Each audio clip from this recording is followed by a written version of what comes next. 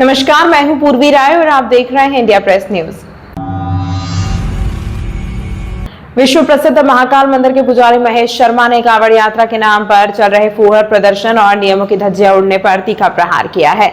उन्होंने दो टूक शब्दों में कहा है कि आज के दौर में लोग बिना किसी अनुशासन, ब्रह्मचर्य और शुद्धता के कांवड़ यात्रा निकाल रहे हैं, जिससे धार्मिक पुण्य मिलने के बजाय केवल पाप और दोष की प्राप्ति होती है। उन्होंने दो टूक शब्दों में कहा कि आज के दौर में लोग बिना किसी अनुशासन, ब्रह्मचर्य और शुद्धता के कांवड़ यात्रा निकाल रहे हैं। उन्होंने पौराणिक प्रसंग का हवाला देते हुए बताया कि माता पार्वती ने हिमालय से कैलाश पर्वत तक करीब 150 किलोमीटर की लंबी दूरी पूरे तरह नंगे पांव चलकर भगवान शिव का अभिषेक किया था, जो इस यात्रा का एकमात्र वास्तविक और प्रमाणिक विधान है। महेश पुजारी ने वर्तमान समय में कांवड़ यात्रा के नाम पर हो रहे पाखंडों की जमकर आलोचना की है। उन्होंने कड़ी आपत्ति जताते हुए कहा कि आज के युवा हाथों में कांवड़ तो थाम लेते हैं, लेकिन पैरों में चप्पल पहनकर और शरीर पर तेल साबुन लगाकर चलते हैं, जो धर्म के साथ भयंकर खिलवाड़ है। कांवड़ यात्रा के कड़े नियमों का जिक्र करते हुए उन्होंने स्पष्ट किया कि यात्रा के दौरान ब्रह्मचर्य का पालन, मुख में पान मसाला या तंबाकू न रखना, चारपाई पर न सोना, जूते न पहनना, खड़े होकर पेशाब न करना और रास्ते में पेड़ के नीचे कावड़ न रखना जैसे नियमों का कड़ाई से पालन अनिवार्य होता है। उन्होंने दो टूक कहा कि यदि नियमों का पालन नहीं हो सकता तो ऐसा दिखावा करने से बेहतर है कि कावड़ उठाई ही न जाए। महेश पुजारी ने आगे स्पष्ट किया कि अपनी सुविधा के अनुसार किसी भी तालाब या पोखर से पानी भरकर उसे कावड़ का नाम देना सरासर अनुचित है।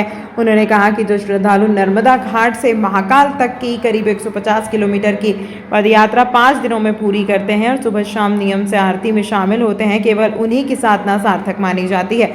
सनातन धर्म की गिरती दशा पर गहरी चिंता जताते हुए उन्होंने सभी भक्तों से अपील की है कि वे नियमों को ताक पर रखकर धर्म की खिल्ली उड़ानी बंद करें और पूरी निष्ठा व पवित्रता के साथ ही धार्मिक परंपराओं का निर्वहन करें।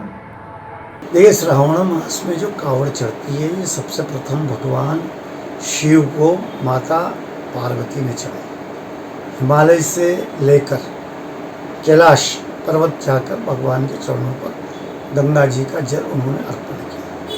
और ऐसे कई उपास व्रत माता पार्वती और माता सती ने किए हैं, जो श्रावण मास में महिला लोग करती है और उसका पुण्य फल प्राप्त होता है। तो श्रावण, ये जो महत्व है कावड़ का, ये तो माता पार्वती का है और उन्होंने 150 किलोमीटर पैदल चलकर, उगाड़े पैरों से चलकर और कावड़ ले जाके भगवान शिव, महत्व तो ये है।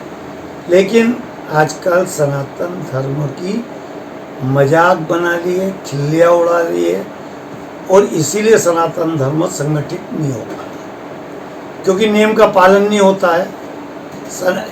कावड़ लेके चलना, उगाड़े पैर चलना, रास्ते में न तो पेशाब करना, न शौच करना, न सिगरेट, न बीड़ी, न पान या अन्य विषण नहीं करना। 5 दिन ये यात्रा होती है तो इस 5 दिन तक शरीर पर तेल तक नहीं लगाया जाना चाहिए।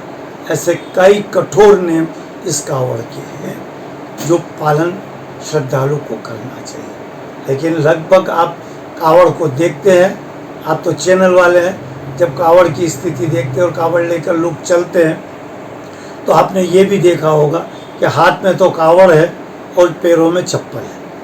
तो ये जो होता है, ये सनातन धर्म का पुण्य नहीं होता है, इससे कहीं ना कहीं दोष होते हैं। इसलिए कावड़ ना उठाना अच्छा है, और यदि कावड़ उठाना है तो पूरे नियम से उठाना। दूसरी बात और इसको मजाक बना दिया है कि किसी भी नदी से, किसी भी तालाब से, हमारी त्रिवेणी से उठाकर या अन्य गांव-गांव के तालाबों से, कुओं से पानी लेकर जो लोग कावड़ नाम दे के आते हैं, वो ठीक नहीं है, वो पुण्य नहीं होता है, उससे कहीं ना कहीं दोष लगता है, क्योंकि हम नाम कावड़ दे रहे हैं और कावड़ का पुण्य नहीं कर पा रहे हैं। तो जब कावड़ का हम पुण्य नहीं कर पा रहे हैं और नाम वो दे रहे हैं तो भी दोष है। इसलिए आप जल ला सकते हैं किसी भी पवित्र स्थान का, कुएं का जल लाएं, पवित्र जल है, आप क्षिप्रा जल लाए, पवित्र जल है, वो ला के भगवान को चढ़ाएं, ये आपका पुण्य है। लेकिन इसे कावड़ नाम देना ये अनुचित है। सनातन धर्म के मैं हर प्राणी से, हर भक्त से अपील करता हूँ कि इसमें सुधार करे और सुधार करके वास्तविक कावड़ लेके 150 किलोमीटर चले तो उसका पुण्य। कहाँ से लाना, फिर किस प्रकार से चलना? देखिए हमारे इसमें तो वैसे तो गंगा जी से लाना, हरिद्वार से भरना और वैद्यनाथ धाम पे चढ़ाने का महत्व है। लेकिन धीरे धीरे धीरे धीरे हर कहीं शिवालयों पर ये परंपराएं प्रारंभ की है। ठीक है, भक्ति हो सकती है, भक्ति का स्वरूप हो सकता है, लेकिन ये पुण्य का स्वरूप नहीं हो सकता, क्योंकि माता ने हिमालय से लेकर कैलाश गई थी।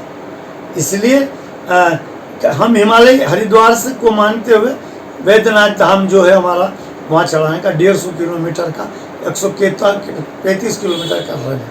लेकिन कुछ लोग हमारी माँ नर्मदा को भी पुण्यस्थली मानते हैं, इसलिए नर्मदा घाट से भी भरकर महाकाल तक जो आते हैं ये 150 किलोमीटर है। वो 5 दिन की यात्रा करके आते हैं, ये पूरा पुण्य है। इसलिए जो भी यात्री, जो भी भक्त, जो भी सनातनी इस प्रकार की यात्रा करेगा वही पुण्यदायक है। तमाम महत्वपूर्ण खबरों के लिए देखते रहिए इंडिया प्रेस न्यूज।